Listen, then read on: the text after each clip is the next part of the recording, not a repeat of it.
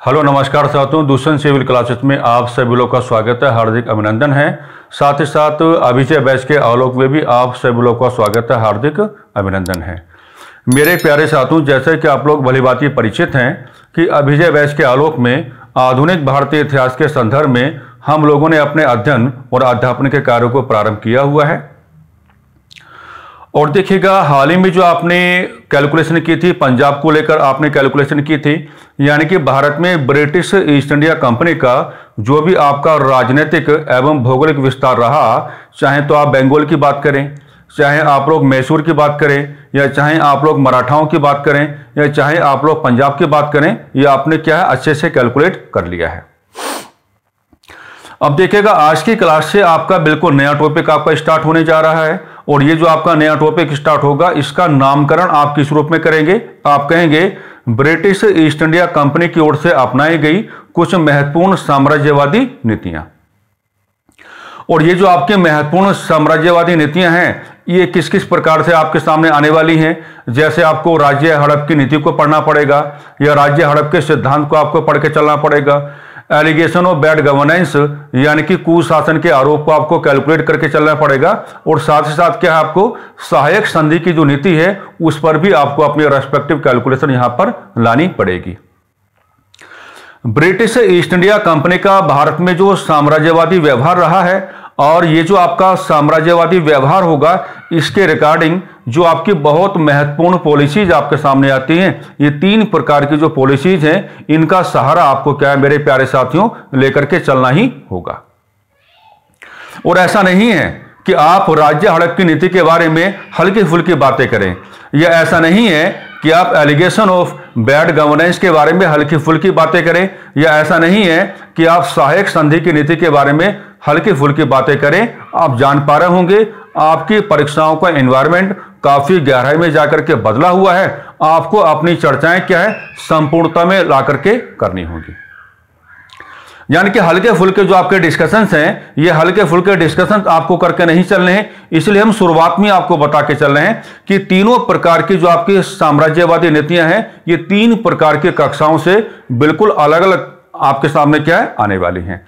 यानी कि आज का डिस्कशन कुछ और होगा, अगली क्लास का डिस्कशन आपका कुछ और होगा, और अगली क्लास का डिस्कशन क्या आपका कुछ और होगा। फिलहाल आज जो मुद्दा हमने उठाना है वो रहेगा आपका सहायक संधि की नीति को हम किस प्रकार से समझ सकते हैं, या सहायक संधि की नीति को परीक्षा उपयोगी हम किस प्रकार से बना करके चल सकते हैं, और सहायक संधि की नीति को किस प्रकार से हम इसका डॉक्यूमेंटेशन करेंगे, या किस प्रकार से क्या है हम इसकी ड्राफ्टिंग करके चलेंगे। ये तमाम प्रकार की जो बातें हैं, ये आज की कक्षा का मुख्य विषय रहेंगी। अब देखिएगा, हम सबसे पहले आपको एक सावधानी यहां पर देना चाहेंगे। असल में होता क्या है कि जैसे ही अगर आप किसी भी विद्यार्थी से बात करेंगे, या अगर आप किसी भी अपने सहपाठी से बात करने की कोशिश करेंगे, अगर आप उससे पूछेंगे कि सहायक संधि की नीति का मतलब क्या है, तो शुरुआती व्यवहार जो आपके सामने आएगा वो लॉर्ड वेलेस्ली की ओर से आएगा। आपको ऐसा नहीं करना है, आपको ऐसा नहीं करना है। ये तमाम प्रकार की जो बारीकियां हैं, इन बारीकियों को आप किस प्रकार से समझेंगे, ये इसी नाते इस क्लास का जो प्रॉपर प्रेजेंटेशन है आपके समक्ष किया जा रहा है। यानी कि लॉर्ड वेलेस्ली का डिस्कशन आप करेंगे ऐसा नहीं है, लेकिन लॉर्ड वेलेस्ली से पहले भी सहायक संधि को लेकर के भारत में किस प्रकार के व्यवहार रहे, और सहायक संधि को लेकर के किस प्रकार के कैलकुलेशन उस समय की गई, तो वो तमाम प्रकार की जो बातें हैं आपको अपनी चर्चा में शामिल करके चलनी होगी। हम आपको देते हैं एक अप्रोच शुरुआत में ही, बिल्कुल आपको जल्दबाजी करके नहीं चलना है। हमने आपको सावधानी दे दी है कि बिल्कुल भी आपको जल्दबाजी करके नहीं चलना है। आपको कहानी बनानी कैसे है, ताकि आप बाकी लोगों से अपने आप को क्या है थोड़ा डिफरेंट बना पाओ, तो आप अपनी अच्छी कहानी यहां पर किस प्रकार से बना पाओगे।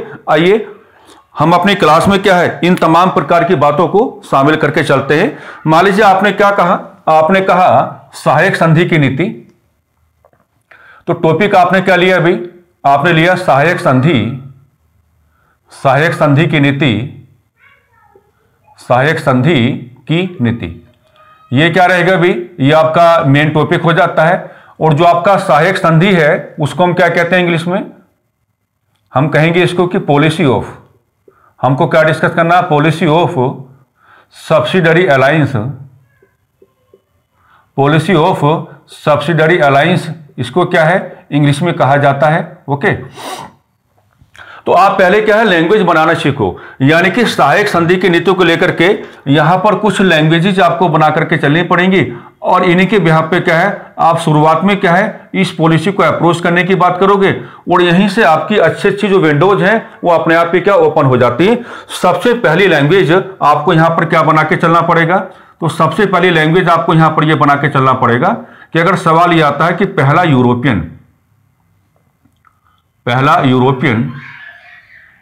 यूरोपियन जिसने सहायक संधि की नीति, पहला यूरोपियन जिसने सहायक संधि की नीति को अपनाया, सहायक संधि की नीति को अपनाया, सहायक संधि की नीति को अपनाया। तो एक लैंग्वेज जो है आपके सामने कई बार जो आप लोगों का एग्जामिनर है कुछ इस प्रकार की जो भाषा है वो आपके सामने लाने की कोशिश करता है कि पहला यूरोपियन आपको बता करके चलना पड़ेगा कि पहला यूरोपियन कौन रहा जिसने क्या है भारत में सहायक संधि की नीति को अपनाने का कार्य किया। अब मामला क्या बनेगा, देखो मामला यह बनेगा कि अगर आपको पहला यूरोपियन बताना है तो अगर आप पहला यूरोपियन यहां पर कैलकुलेट करने की बात करेंगे तो हो सकता है कि आंसर क्या पुर्तगालियों की ओर चला जाए, हो सकता है कि जो आपका आंसर क्या है किसकी ओर चला जाए, जो आपके क्या कहते हैं, मान लीजिए आपने कहा कि जो आपके डच हैं उनकी ओर क्या है आपका आंसर चला जाए, मान लीजिए अंग्रेजों की ओर यानी कि जो ब्रिटिशर्स हैं उनकी ओर क्या है आपका आंसर चला जाए, या मान लीजिए क्या है कि जो आपके डेन्स हैं डेन्स की ओर क्या है आपका आंसर चला जाए, या मान लीजिए आपका आंसर क्या है जो आपके फ्रेंच हैं यानी कि जो भारत में फ्रांसीसी दिखाई पड़े उनकी ओर भी क्या है आपका आंसर जा सकता है। अब जनरली हम लोग क्या कैलकुलेट करते हैं, जनरली हम लोग क्या पढ़ के चलते हैं कि सहायक संधि की नीति इक्वल क्या हो जाता है लॉर्ड वेलेजली हो जाता है, क्या हो जाता है लॉर्ड वेलेजली हो जाता है। तो पहला जो आपका यूरोपियन है वो लॉर्ड वेलेजली की ओर आपका आंसर नहीं जाना चाहिए, या जो आपका फर्स्ट यूरोपियन है वहां पर आपको क्या है अंग्रेजों को प्रमोट करके नहीं चलना है। यहां पर ना तो आपका आंसर कभी पुर्तगालियों की ओर जाना चाहिए, ना ही आपका आंसर डच की ओर जाना चाहिए, ना ही आपका आंसर ब्रिटिशर्स की ओर जाना चाहिए, ना ही आपका आंसर डेन्स की ओर जाना चाहिए। आपका जो वेरी एप्रोप्रिएट आंसर यहां पे बनेगा तो आंसर कहां से निकलेगा, आंसर निकलेगा आपका फ्रांसीसी की ओर से, यानी कि जो आपके फ्रेंच हैं उनको यहां पर क्या है कैलकुलेट करके चलना पड़ेगा, और राइट आंसर आपका क्या बन जाएगा, तो आप यहां पर राइट आंसर क्या बता के चलेंगे, आप सीधा कहेंगे कि फ्रांसीसी गवर्नर। आप सीधा रेफरेंस किसका लेके चलेंगे, आपको फ्रांसीसी गवर्नर डुप्ले का रेफरेंस आपको क्या यहां पर लेकर के चलना पड़ेगा। आखिर डुप्ले ही आंसर क्यों बनते हैं इनके बारे में क्या है अभी हम लोग एक डिस्कशन आपके सामने क्या है रखने का प्रयास करेंगे। तो पहला यूरोपियन जिसने भारत में क्या है सहायक संधि की नीतियों को अपनाने का कार्य किया, तो यहां आंसर आपका अंग्रेजों की ओर नहीं जाना चाहिए, यहां आंसर आपका फ्रांसीसी की ओर जाएगा। और जो आपके फ्रांसीसी गवर्नर डुप्ले महाराज भारत में आपको दिखाई पड़े उस समय उन्होंने भारत में सहायक संधि की नीति का सबसे पहला क्या है प्रयोग करा के दिखाया। तो ये जो आपकी लैंग्वेज है ये कई बार क्या है आपके एग्जामिनेशन में आती है, इस हिसाब से आपको क्या है अलग अलग प्रकार की जो यहां पर लैंग्वेजेज हैं आपको थोड़ा यहां पर उनका सहारा लेकर के चलना पड़ेगा। अगली बात करते हैं, है ना, हो सकता है कि लैंग्वेज आपके सामने ऐसा भी आ जाए कि पहला अंग्रेज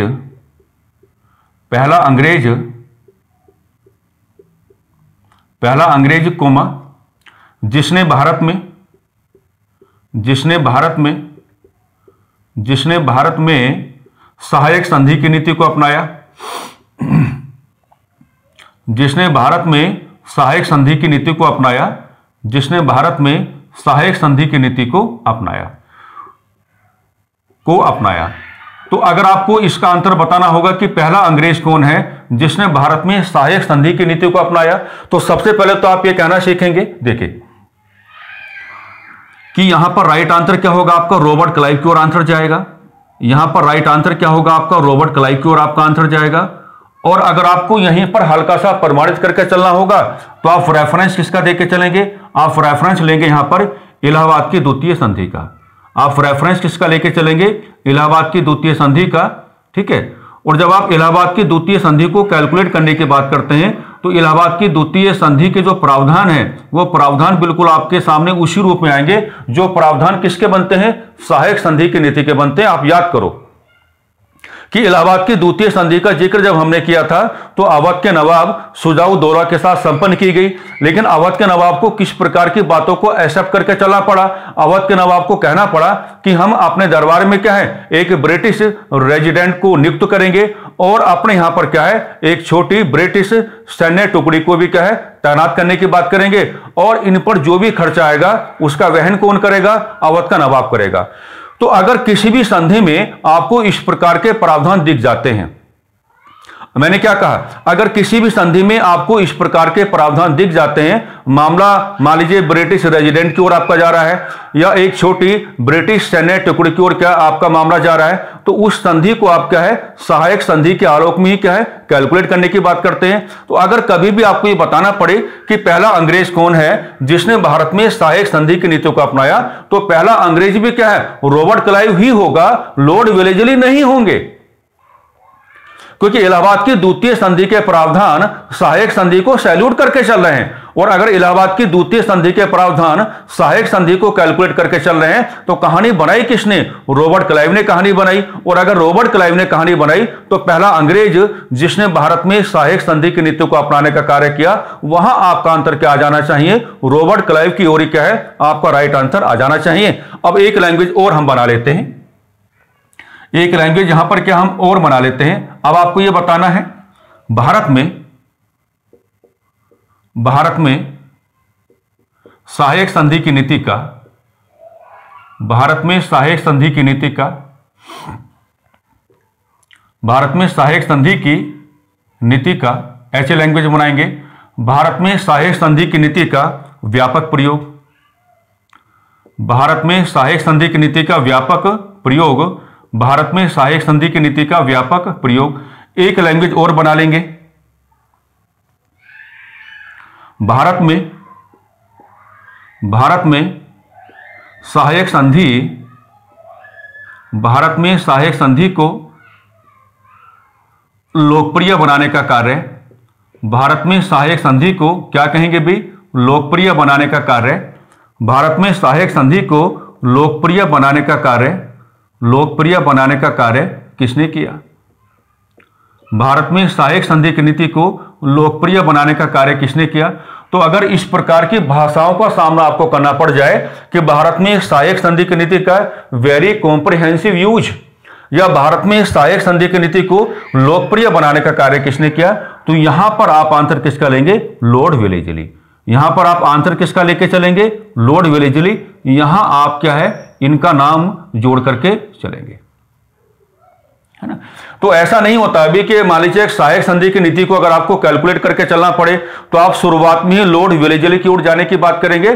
तो लॉर्ड वेलेजली को आपको जोड़ के तो चलना है, लेकिन भाषा आधारित आपको जोड़ के चलना है। अगर आप फ्रांसीसी गवर्नर की बात करेंगे तो फ्रांसीसी गवर्नर भारत में सहायक संधि की जो नीति है उसका क्या करेंगे, या तो आप कह सकते हैं कि बहुत ज्यादा सीमित प्रयोग किया, ये व्यापक प्रयोग नहीं है, या तो आप क्या लिख देंगे सीमित प्रयोग है, या फिर आप क्या करेंगे आंशिक प्रयोग है, या तो क्या कहेंगे सीमित प्रयोग कहेंगे, या फिर क्या कहेंगे आंशिक प्रयोग। आप यहां पर क्या जोड़ करके चलेंगे। ओके, यही कैलकुलेशन आपको किसके साथ करनी है, सेम कैलकुलेशन आपको किसके साथ करनी है, रॉबर्ट क्लाइव के साथ करनी है। यानी कि रॉबर्ट क्लाइव जो है सहायक संधि की नीति का या तो क्या करेंगे सीमित प्रयोग करेंगे, या तो क्या करेंगे सीमित प्रयोग करेंगे, या फिर क्या करेंगे आंशिक प्रयोग करेंगे, या क्या करेंगे आंशिक प्रयोग करेंगे। लेकिन अगर आपको यह बताना पड़े कि भारत में सहायक संधि की नीति का व्यापक प्रयोग किसने किया, भारत में सहायक संधि की नीति का वैज्ञानिक प्रयोग किसने किया, या भारत में सहायक संधि की नीति को लोकप्रिय बनाने का कार्य किसने किया, तो ये तमाम प्रकार की भाषाएं अगर आपकी परीक्षा में हैं तो वहां पर आपका आंसर क्या हो जाना चाहिए, लॉर्ड वेलेजली ही हो जाना चाहिए। लेकिन पहला यूरोपियन कौन माना जाएगा, डोपले माना जाएगा। पहला अंग्रेज, बिल्कुल पहला अंग्रेज कौन माना जाएगा आपका, रॉबर्ट क्लाइव माना जाएगा। आप इलाहाबाद की द्वितीय संधि का रेफरेंस लेकर के चल पाएंगे, लेकिन भारत में सहायक संधि की नीति को लोकप्रिय बनाने का जो कार्य किया है वो किसने किया है, लॉर्ड वेलेजली ने किया है। तो इस प्रकार की जो भाषाएं हैं मेरे प्यारे साथियों, आपको इस प्रकार की भाषाओं का यहां पर थोड़ा सहारा लेकर के चलना पड़ेगा। और जब तक आप इस प्रकार की भाषाओं का सहारा यहां पर लेकर के नहीं चलोगे तब तक आपकी कहानी क्या है, अच्छी नहीं बनेगी। ठीक है, तो वही बात हमने आपके सामने रखी, जो आज का जो आपका परीक्षाओं का इन्वायरमेंट है उसकी जो मेजर डिमांड बन के आ रही है। भाई उसकी मेजर डिमांड तो इसी रूप में बन के आ रही है कि आपके कैलकुलेशन जो है ग्रेविटी लेकर के चलें, यानी कि गहराई लेकर के चलें, और वही गहराई जो है हम आपको यहां पर क्या दिखाने की बात कर रहे हैं। अब मामला आपको समझना कुछ और, जैसे अगर हम ये बात कहते हैं कि मान लीजिए हमने ऐसे बनाया कि फ्रांसीसी गवर्नर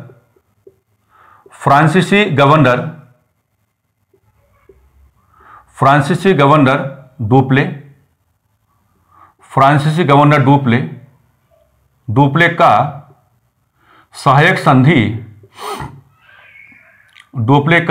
संधि संबंधी व्यवहार, सहायक संधि क्या है? व्यवहार।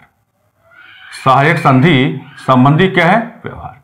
ठीक है, तो आपको यहां पर क्या करना पड़ेगा? आपको यहां पर यह करना पड़ेगा, आप इस प्रकार से छोटे छोटे क्या है, इस प्रकार से छोटे छोटे जो आपके सर्कल्स हैं, आप ये यहां पर इस प्रकार से क्या है बनाने की बात करेंगे। ऐसे आपने इस प्रकार से क्या है, यहां पर क्या है, ये छोटे छोटे सर्कल्स आपने यहां पर क्या है बना दिए, मान लीजिए, कोई बात नहीं है। अब देखो इनमें हम लोग क्या कैलकुलेशन करके चलेंगे। अच्छा, ये जो आपके छोटे छोटे सर्कल्स हैं इनको हम क्या कहेंगे? ये क्या है, मान लीजिए ये भारत की क्षेत्रीय और राजनीतिक शक्तियां हैं। इनको क्या मान लेते हैं? भारत की क्षेत्रीय और राजनीतिक शक्तियां, भारत की क्षेत्रीय और राजनीतिक शक्तियां। ओके, भारत की क्षेत्रीय और राजनीतिक शक्तियां, भारत की क्षेत्रीय और राजनीतिक शक्तियां। अब ये जो आपके भारत की क्षेत्रीय और राजनीतिक शक्तियां हैं, इनके मध्य का व्यवहार कैलकुलेट करो, है ना। इनके मध्य का व्यवहार आप लोग कैलकुलेट करो। तो जब आप इनके मध्य का व्यवहार कैलकुलेट करने की बात करोगे तो इनमें क्या है, आप सहयोग का धरातल जोड़ के नहीं चलेंगे, आप क्या है सहयोग का ग्राउंड जोड़ के नहीं चलेंगे, बल्कि क्या है आप संघर्ष का ग्राउंड जोड़ के चलेंगे। आप क्या है संघर्ष का ग्राउंड जोड़ के चलेंगे। हमने वैसे भी कई बार पहले आपको बताया होगा कि अगर किसी भी भौगोलिक परिवेश में किसी भी भौगोलिक परिवेश में अगर क्षेत्रीय और राजनीतिक शक्तियां आपको दिखाई पड़ रही हैं, तो ऐसी क्षेत्रीय और राजनीतिक शक्तियों के मध्य क्या है पारस्परिक संघर्ष का जो ग्राउंड है वो आपका ज्यादा कैलकुलेट होता है। होता क्या कि ये जो आपकी क्षेत्रीय और राजनीतिक शक्तियां होती हैं, एक दूसरे के भौगोलिक क्षेत्रों के संदर्भ में अपने अपने भौगोलिक सर्वोच्चता को स्थापित किए जाने के संदर्भ में हमेशा एक दूसरे पर क्या आक्रमण करती रहती हैं। इस नाते कहा जाता है कि अगर किसी भी भौगोलिक परिवेश में अगर आपको बड़े पैमाने पर अगर क्षेत्रीय और राजनीतिक शक्तियां आपको दिखाई पड़ती हैं, तो उनके मध्य क्या होगा म्यूचुअल कोऑपरेशन का ग्राउंड आपको ना के बराबर मिलेगा, और जो आपका म्यूचुअल कॉन्फ्लिक्ट है यानी कि जो पारस्परिक संघर्ष है उसका ग्राउंड क्या है आपको कुछ ज्यादा ही यहां पर क्या है मिल जाता है। अब डुप्ले साहब क्या करते थे? डुप्ले साहब ये करते थे, मान लीजिए यहां से हमने दो को निकाला, है ना, यहां से हमने क्या इन दो को हमने यहां से निकाला, एक को हमने क्या कहा S1 कहा और एक को हमने क्या कहा S2 कहा। यहां से हमने दो निकाले, एक को हमने क्या कहा S1 कहा, एक को हमने क्या कहा S2 कहा, एक को हमने स्टेट नंबर 1 मान लिया, एक को हमने कहा स्टेट नंबर 2 मान लिया। अब ऐसा मान के चलते हैं कि S1 को क्या है S2 पर अटैक करना है, S1 को क्या है S2 पर क्या है अटैक करना है। तो यहां पर डुप्ले साहब क्या करते थे, यहां पर डुप्ले साहब क्या करते थे कि डुप्ले साहब जो हैं अपनी जो मैन पावर है, मैन पावर मतलब सैनिकों के रूप में, मैन पावर मतलब क्या है भाई सैनिकों के रूप में। तो डुप्ले साहब क्या करते थे कि अपनी जो मैन पावर है, मान लीजिए उस मैन पावर की सप्लाई किसको कर दी S1 को कर दी। और यह बात सच है कि फ्रांसीसी गवर्नर डुप्ले के पास व्यक्तिगत तौर पर एक ठीक ठाक मात्रा में क्या थे सैनिक थे। तो अगर यहां पर S1 को S2 पर अटैक करना है तो डुप्ले साहब क्या करेंगे S1 को अपनी मैन पावर सप्लाई कर देंगे, यानी कि अपने सैनिक क्या है S1 को देने की बात करेंगे, S1 का सहयोग करने की बात करेंगे, और S1 को बदले में क्या देना डुप्ले को, तो S1 बदले में डुप्ले को क्या देंगे मनी देंगे, यानी कि क्या देंगे पैसा देंगे। तो डुप्ले का प्रयोग आपको क्या लेके चलना है, डुप्ले का प्रयोग में आपको कुछ इस प्रकार की बातें करनी है कि किसी एक भारतीय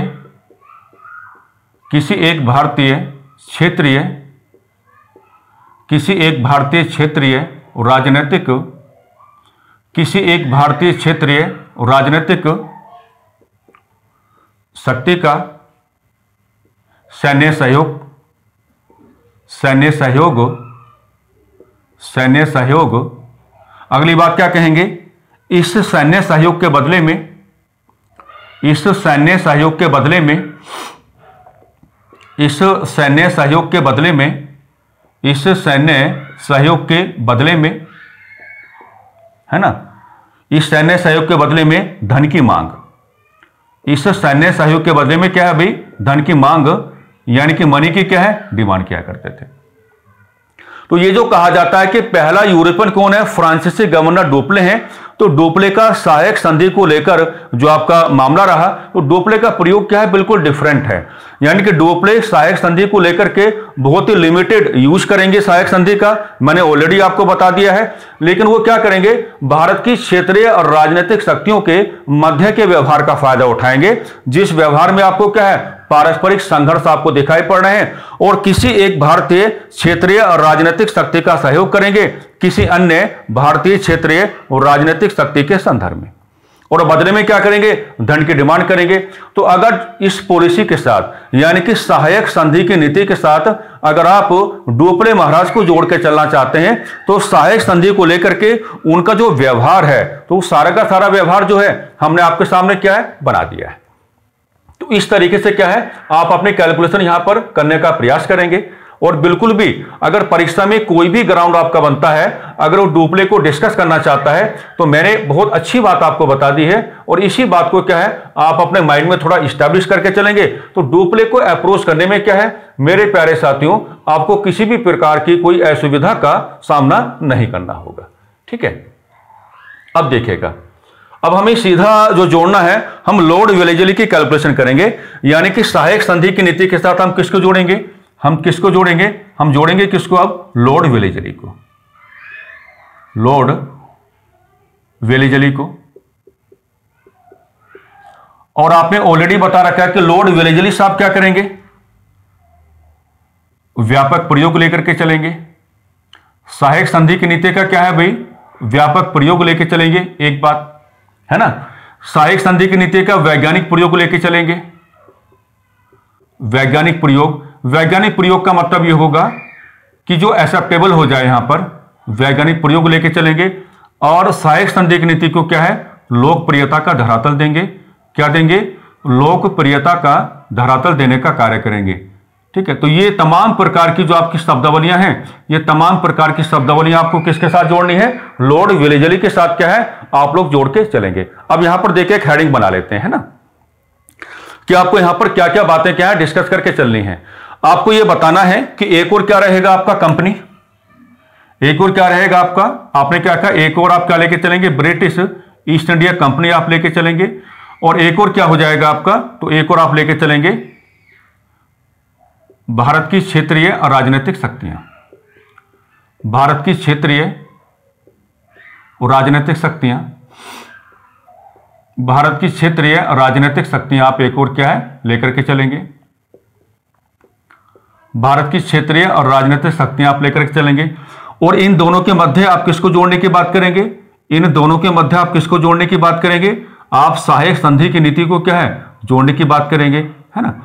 तो यहां पर होगा क्या, यहां पर एक बनेगा आपका किसका, हस्ताक्षर का धरातल। एक क्या बनेगा आपका, हस्ताक्षर का धरातल यहां पे बन के आएगा।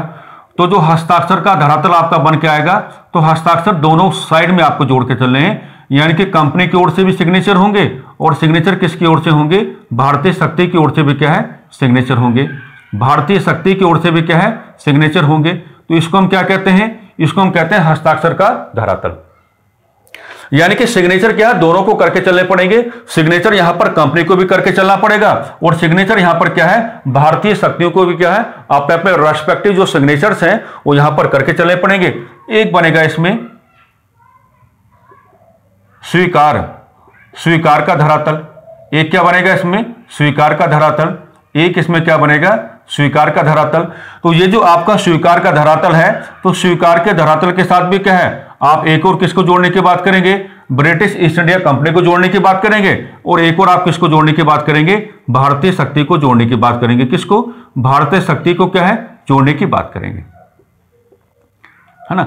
यानी कि हस्ताक्षर में भी आप दोनों को यहां पर कैलकुलेट करके चलेंगे, और जो जो बातें आपकी एक्सेप्ट होंगी, जिन बातों को आप या जिन प्रावधानों को आप एक्सेप्ट करके चलेंगे, उनके संदर्भ में जो आपका स्वीकार करने का जो आपका ग्राउंड बनेगा वो दोनों की ओर से आप लेकर के चलेंगे।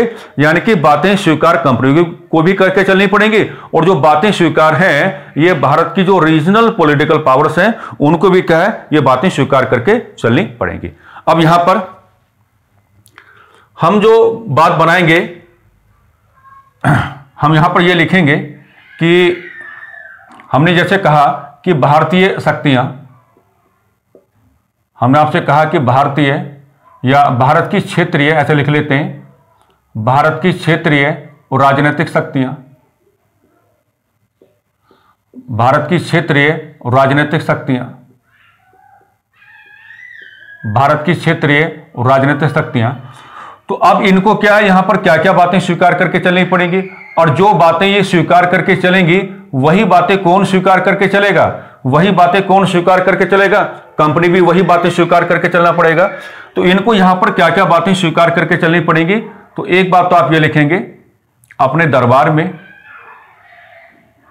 अपने दरबार में, अपने दरबार में एक ब्रिटिश, अपने दरबार में एक ब्रिटिश रेजिडेंट की नियुक्ति, अपने दरबार में एक ब्रिटिश रेजिडेंट की नियुक्ति। याद करो, तभी तो हमने रॉबर्ट क्लाइव को कैलकुलेट किया था कि रॉबर्ट क्लाइव पहले अंग्रेज हैं जिन्होंने भारत में क्या है, सहायक संधि की नीति का प्रयोग किया, क्योंकि बात जो है वो इलाहाबाद की द्वितीय संधि में यह बात कैलकुलेट हो रही थी। दूसरी बात आप क्या करेंगे, अपने यहां एक छोटी, अपने यहां एक छोटी ब्रिटिश सैन्य टुकड़ी, सैन्य टुकड़ी की तैनाती, सैन्य टुकड़ी की तैनाती, सैन्य टुकड़ी की तैनाती। ठीक है।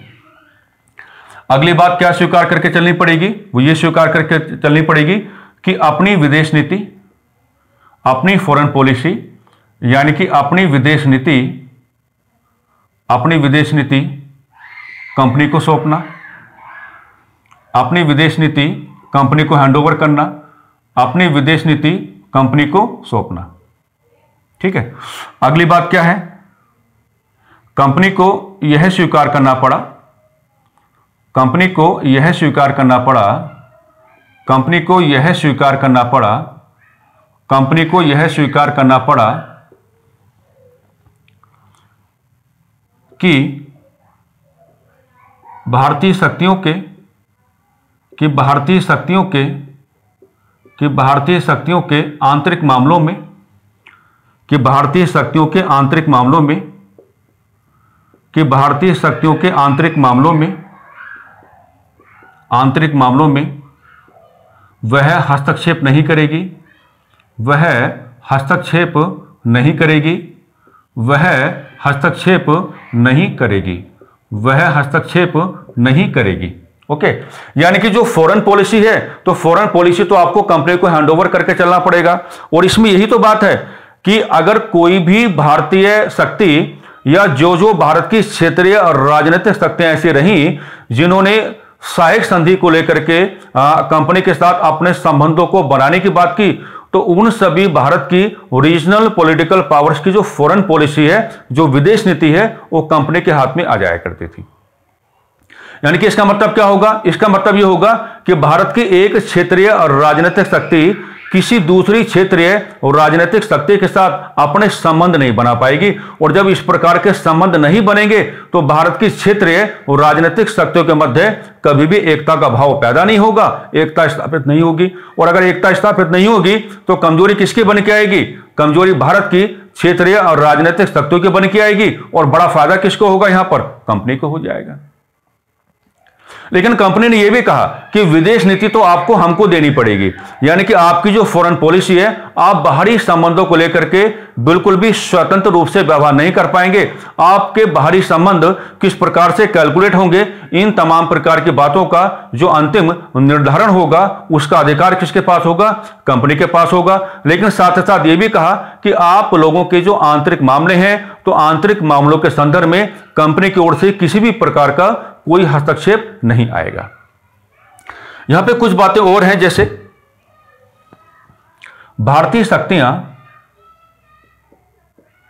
भारतीय शक्तियां कंपनी की अनुमति के बिना, भारतीय शक्तियां कंपनी की अनुमति के बिना, भारतीय शक्तियां कंपनी की अनुमति के बिना अपने यहां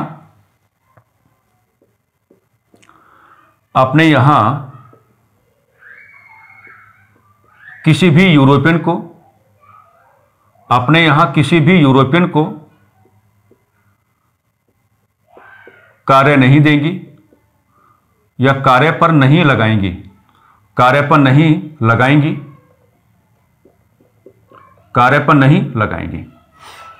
साफ साफ कहा गया कि कंपनी की अनुमति के बिना जो भारतीय शक्तियां हैं, जो सहायक संधि को लेकर के कंपनी के साथ अपने संबंध बनाना चाहती हैं, वो कंपनी की अनुमति के बिना किसी भी यूरोपियन को अपने यहां पर कार्य पे नहीं लगाएंगी। एक ऐसी बात और भी है कि भारतीय शक्तियां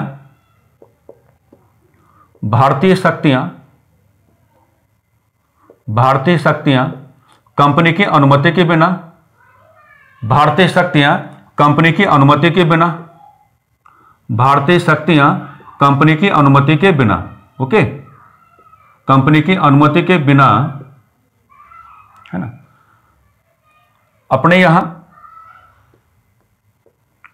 यहां यूरोपियन लोगों को व्यापार नहीं करने देंगी, यूरोपियन लोगों को व्यापार नहीं करने देंगी, व्यापार नहीं करने देंगी। तो इस प्रकार के जो आपके लॉर्ड वेलेजली साहब हैं, उनको लेकर के आपको कैलकुलेशन करनी है। उन्होंने काफी चीजें इसमें जोड़ दी हैं, है ना। यानी कि ये तो हमने आपको बता दिया कि व्यापक प्रयोग है, वैज्ञानिक प्रयोग है, लोकप्रियता का धरातल है, हस्ताक्षर को आप कैसे कैलकुलेट करेंगे, जो बातें स्वीकार की जाएंगी उनको आप कैसे कैलकुलेट करके चलेंगे। तो अपने दरबार में एक ब्रिटिश रेजिडेंट को आपको नियुक्त करना पड़ेगा, जो भी भारतीय शक्ति सहायक संधि को लेकर के कंपनी के साथ क्या है, अपने संबंध बनाने की बात करेगी। अपने यहां एक छोटी ब्रिटिश सैन्य टुकड़ी को तैनात करना पड़ेगा, अपनी विदेश नीति कंपनी को हैंडओवर करनी पड़ेगी। लेकिन आपके आंतरिक मामलों में कंपनी की ओर से किसी भी प्रकार का कोई हस्तक्षेप नहीं आएगा और भारतीय शक्तियां कंपनी की अनुमति के बिना अपने यहां किसी भी यूरोपियन को कार्य पर नहीं लगाएंगी। अब यहां किसी भी यूरोपियन की जो बात हो रही है, हां, उसको आप थोड़ा यहां पर क्लासिफाइड करके चल सकते हैं कि किसी भी यूरोपियन का मतलब क्या है कि ज्यादा झुकाव कहां लेके चलेंगे आप, पुर्तगाली हैं, डच हैं, डेन हैं, या कौन आपके फ्रांसीसी हैं, है ना। तो साफ साफ कहा गया कि भारतीय शक्तियां कंपनी की अनुमति के बिना अपने यहां किसी भी यूरोपियन को कार्य पर नहीं लगाएंगी और भारतीय शक्तियां कंपनी की अनुमति के बिना अपने यहां यूरोपियन लोगों को व्यापार नहीं करने देंगी। तो यहां पर जो यूरोपियन लोगों की बातें हो रही हैं, यहां पर जो बार बार क्या है, यूरोपियंस का जिक्र हो रहा है, तो यहां अंग्रेजों का तो फायदा ही फायदा है, क्योंकि पहले क्या कंपनी की अनुमति जुड़ गई है। तो कंपनी अगर चाहे तो अपने लोगों को कार्य पर लगवा सकती है और कंपनी अगर चाहे तो अपने लोगों को व्यापारिक गतिविधियां, है ना, जो व्यापारिक गतिविधियां उनको करने देगी। कहां पर, जो भी भारतीय शक्ति सहायक संधि को लेकर के कंपनी के साथ अपने संबंध बनाने की बात करेगी। लेकिन यहां पर हम रोकने की बात कर रहे हैं, किनको, भारत की शक्तियों को। हम किसके बारे में रोकने की बात कर रहे हैं, एक सीमा हम किसके बारे में लगाने की बात कर रहे हैं कि आप पुर्तगाली को ना बुलाएं, आप डच को ना बुलाएं, आप डेन्स को ना बुलाएं और आप फ्रांसीसियों को ना बुलाएं।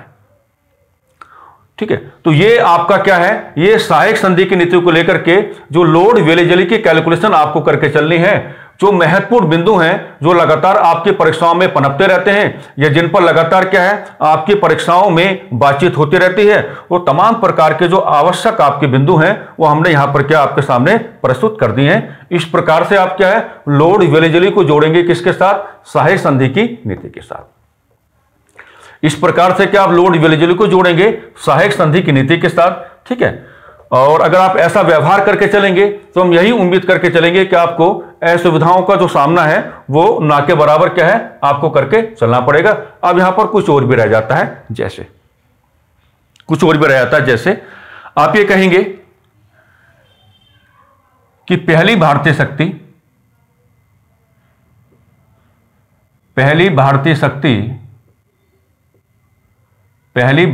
शक्ति कोमा जिसने सहायक संधि की नीति पर हस्ताक्षर किए, जिसने सहायक संधि की नीति पर हस्ताक्षर किए,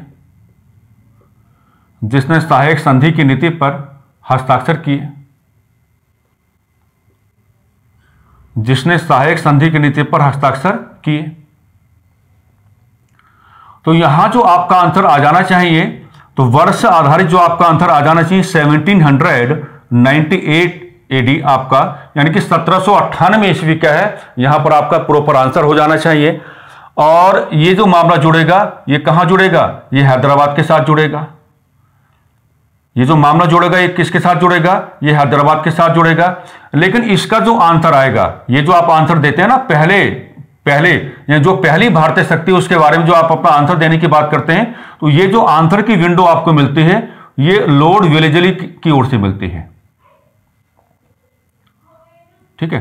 तो अगर ये सवाल आपसे पूछा जाता है ना, इसलिए मैंने शुरुआत में आपको बताया था कि रॉबर्ट क्लाइव का आंशिक प्रयोग है, सीमित प्रयोग है। अगर ये लिखा हुआ मिलता है कि पहला भारतीय राज्य या भारत की पहली जो शक्ति है वो हैदराबाद है जिसने सहायक संधि की नीति को एक्सेप्ट किया 1798 ईस्वी में, तो इस आंसर की जो एक वेरी पॉजिटिव विंडो आपके सामने ओपन होती है वो लॉर्ड वेलेजली की ओर से होती है। किसकी ओर से होती है, लॉर्ड वेलेजली की ओर से होती है। और ये जो तमाम प्रकार के प्रावधान आपने एक जगह रख करके पढ़े हैं, तो ये तमाम प्रकार के प्रावधानों को आप जोड़ेंगे किसके साथ, लॉर्ड वेलेजली के साथ जोड़ेंगे। और इन तमाम प्रकार के प्रावधानों के संदर्भ में पहली भारतीय शक्ति कौन बनी जिसने सहायक संधि की नीति पर हस्ताक्षर किए, तो वो क्या बनेगा आपका हैदराबाद बनेगा। वो क्या बनेगा आपका हैदराबाद बनेगा।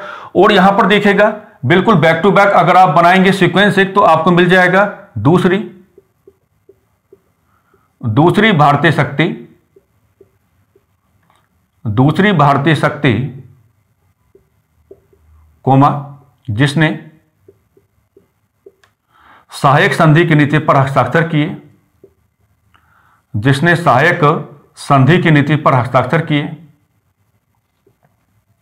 जिसने सहायक संधि की नीति पर हस्ताक्षर किए, जिसने सहायक संधि की नीति पर हस्ताक्षर किए, जिसने सहायक संधि की नीति पर हस्ताक्षर किए। तो यहां भी जो आपका आंसर आएगा वो लॉर्ड वेलेजली की ओर से आएगा। और अगर लॉर्ड वेलेजली की ओर से आपका आंसर आएगा तो ये जो सारे प्रावधान अभी हमने आपको समझाए थे, ये तमाम प्रकार के प्रावधान क्या होंगे, कैलकुलेट होंगे। और ये मामला कहां जाएगा, 1799 एडी में जाएगा। और दूसरी भारतीय शक्ति आपकी क्या बनेगी, मैसूर बनेगी। ये कई बार आ जाता है कि मैसूर ने सहायक संधि की नीति पर हस्ताक्षर कब किए, इस तरीके से। अब यहां पर ये तो आप बता पा रहे हैं, है ना, ये जो आंसर तो आपके आते हैं ये लॉर्ड वेलेजली की ओर से आपके आंसर आते हैं। मामला चाहे 1798 का हो या मामला चाहे किसका हो 1799 का हो। और अगर लॉर्ड वेलेजली की ओर से आंसर आते हैं तो जो सारे प्रावधान अभी हमने आपको समझाए थे, ये तमाम प्रकार के प्रावधानों को साथ लेते हुए अपने साथ जोड़ते हुए हैदराबाद और मैसूर जो हैं ये सहायक संधि की नीति को लेकर के कंपनी के साथ क्या है अपने संबंधों को बनाने की बात करते हैं, कंपनी के साथ अपने संबंधों को क्या है कैलकुलेट करने की बात करते हैं। अब देखिएगा यहां पर कुछ बातें और भी हैं, कई बार ऐसे सवाल आ रखे हैं। जैसे वो क्या करेगा, वो आपसे ये पुटअप करेगा कि अवध के नवाब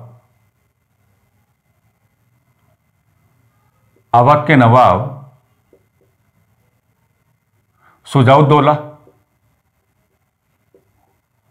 अवध के नवाब सुजाउद्दौला ने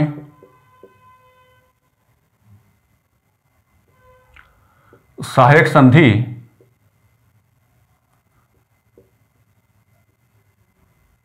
को कब स्वीकार किया? सहायक संधि को कब स्वीकार किया? सहायक संधि को कब स्वीकार किया? तो यहां पर आपका आंसर क्या आएगा? 1765 एडी की ओर से आएगा। लेकिन ये क्या होगा? ये आंशिक प्रयोग होगा। ये क्या होगा? ये आंशिक प्रयोग होगा। और रेफरेंस किसका लेके चलेंगे आप? इलाहाबाद की द्वितीय संधि का रेफरेंस लेके चलेंगे। रेफरेंस किसका लेके चलेंगे? इलाहाबाद की द्वितीय संधि का रेफरेंस लेके चलेंगे। इलाहाबाद की द्वितीय संधि का क्या है? आप रेफरेंस लेकर के चलेंगे। और प्रॉपर आंसर किसकी ओर से आएगा? तो प्रॉपर आंसर जो आपका आएगा वो रॉबर्ट क्लाइव की ओर से आएगा। किसकी ओर से आएगा? रॉबर्ट क्लाइव की ओर से आएगा। क्योंकि इलाहाबाद की द्वितीय संधि में केवल दो ही प्रावधान कैलकुलेट हो रहे हैं कि अवध के नवाब शुजाउद्दौला को अपने दरबार में एक ब्रिटिश रेजिडेंट को नियुक्त करना पड़ा और अपने यहां पर एक छोटी ब्रिटिश सैन्य टुकड़ी को क्या है? तैनाती देनी पड़ी, है ना। लेकिन ये क्या आपके व्यापक प्रयोग हैं। ये दोनों क्या बनेंगे? आपके व्यापक प्रयोग बनेंगे। लेकिन सवाल कई बार ऐसे आया है ना, अगर रफली भी आपसे ये पुटअप करे ना कि अवध ने सहायक संधि की नीति पर कब हस्ताक्षर किए, तो भी आपका आंसर बनता है 1765 बनता है। इलाहाबाद की द्वितीय संधि का रेफरेंस आप लेके चलेंगे। रॉबर्ट क्लाइव की ओर से आपका ये आंसर आपका आएगा। लेकिन आप इसको व्यापक प्रयोग नहीं कहेंगे क्योंकि यहां सारे प्रावधान कैलकुलेट नहीं किए गए, मात्र केवल क्या? दो ही प्रावधान कैलकुलेट किए गए। इसी तरीके से आप देखेंगे तो कई बार यह सवाल आपके परीक्षा में रहा है कि मराठा पेशवा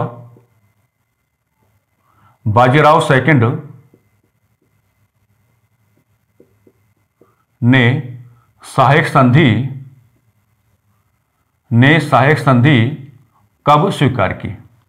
ने सहायक संधि कब स्वीकार की? कब स्वीकार की? तो यहां आप कहां जाएंगे? यहां आप 1802 में जाएंगे। कहां जाएंगे? 1802 में जाएंगे। और 1802 में आप जाएंगे तो आप किसका रेफरेंस लेंगे? आप बेसिन की संधि का रेफरेंस लेंगे। आप क्या? बेसिन की संधि का रेफरेंस लेने की बात करेंगे। लेकिन मजे की बात क्या? मजे की बात यह है कि ये जो आपका आंसर आएगा ये आपका लॉर्ड वेलेस्ली की ओर से आएगा। ये जो आपका आंसर आएगा, ये आंसर जो आपका आएगा लॉर्ड वेलेस्ली की ओर से आएगा। ओके। लेकिन यहां पर जो आपका बेसिन की संधि है, तो बेसिन की संधि क्या मानी जाएगी? सहायक संधि का सीमित प्रयोग मानी जाएगी। सहायक संधि का सीमित प्रयोग मानी जाएगी। सहायक संधि का सीमित प्रयोग मानी जाएगी। सहायक संधि का सीमित प्रयोग मानी जाएगी। क्योंकि 1802 में जो आपने बेसिन की संधि पढ़ी है उसमें केवल दो ही प्रावधान कैलकुलेट किए गए। पहला प्रावधान क्या था कि जो मराठा पेशवा बाजीराव सेकंड हैं उनको अपने दरबार में एक ब्रिटिश रेजिडेंट को नियुक्त करना पड़ा और अपने यहां पर एक छोटी ब्रिटिश सैन्य टुकड़ी को तैनात करना पड़ा। तो ये जो मामला है, हालांकि इस समय लॉर्ड वेलेस्ली आपको दिखाई पड़ेंगे, लेकिन यहां मराठा पेशवा बाजीराव सेकंड के साथ उन्होंने जब बेसिन की संधि की थी तो सहायक संधि के तमाम प्रकार के प्रावधानों को क्या है? कैलकुलेट नहीं किया। मात्र केवल क्या है? दो ही प्रकार के जो आपके प्रावधान है उनको कैलकुलेट किया गया। अब यहां पर देखो, अगर सवाल यह बनता है कि अवध का कौन सा नवाब जिसने सहायक संधि की नीति को एक्सेप्ट किया था, तो आपका आंसर क्या होगा? शुजाउद्दौला आपका आंसर हो जाएगा।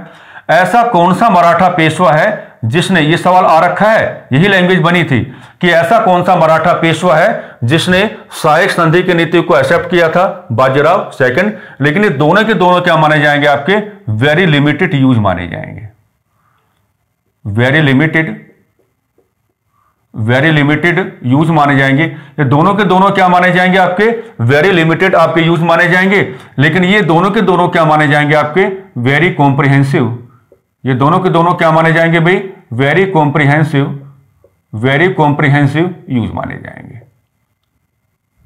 है ना। तो इस प्रकार से सहायक संधि की नीति को आपको कैलकुलेट करके चलना होता है।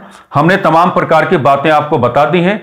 सहायक संधि की नीति को आप कैसे अप्रोच करेंगे, भाषा आधारित आपका व्यवहार क्या होगा, जो महत्वपूर्ण सवाल आपके बन सकते हैं, पनप सकते हैं, वो तमाम प्रकार की बातें जो हैं आपके सामने रख दी गई हैं। अब इसको आपको टैकल करना है। हमने अपना काम पूरा कर दिया। अब यहां से आगे की जिम्मेदारी आप लोगों की बनती है कि सहायक संधि की नीति को लेकर के आप अपने आप को आगे किस प्रकार से बढ़ा पाओगे, या किस तरीके से आप अपने आप को क्या है एक सही दिशा और दशा देने का कार्य करोगे। हमने अपना काम पूरा कर दिया है और बिल्कुल ये उम्मीद करके चलेंगे कि सहायक संधि की नीति को जिस तरीके से हमने आपको कैलकुलेट करा के दिखाया है, ये कैलकुलेशन अगर एक बार आपकी ग्रिप में आ जाती है तो सहायक संधि की नीति को आगे बढ़ाना या सहायक संधि की नीति को परीक्षा आधारित बनाना, यह अब आपके लिए क्या हो जाएगा, काफी ज्यादा आसान हो जाएगा। कुल मिलाकर के हम तो यही कहेंगे कि आप लगातार क्या है दुष्यंत सिविल क्लासेस के साथ अपना जुड़ाव बना के रखें, जो आपने बना ही लिया है। लगातार आपको भरोसा व्यक्त करते रहना है, जो आपने कर ही लिया है, और अपनी तैयारी को आप सकारात्मक रूप से किस प्रकार से आगे बढ़ाएंगे, ये तमाम उद्देश्य क्या है इन तमाम प्रकार की क्लासेस का है। और ये लगातार क्या है इसी तरीके से आपके सामने आता रहेगा। जिस बैच का जो मोटिव है वो अपने मोटिव को बिल्कुल कंप्लीट करके चलेगा, और हर बैच की कैलकुलेशन ऐसी होगी जो उसका राइट मोटिव बनाया गया है कि किस तरीके से कक्षाओं को जो प्रॉपर प्रेजेंटेशन है आपके सामने आएगा, कितनी गहराई रहेगी, कैसे डिस्कशन होंगे। किसी भी मामले को लेकर के हम कॉम्प्रोमाइज करके नहीं चलेंगे, क्योंकि यहां मामला हमारा है ही नहीं, यहां मामला क्या है आपकी सफलता का है, आपके भविष्य का है। तो कुल मिलाकर के इन्हीं सकारात्मक संदेशों के आलोक में हम आज की चर्चा को थोड़ा विराम देना चाहेंगे। नमस्कार, धन्यवाद।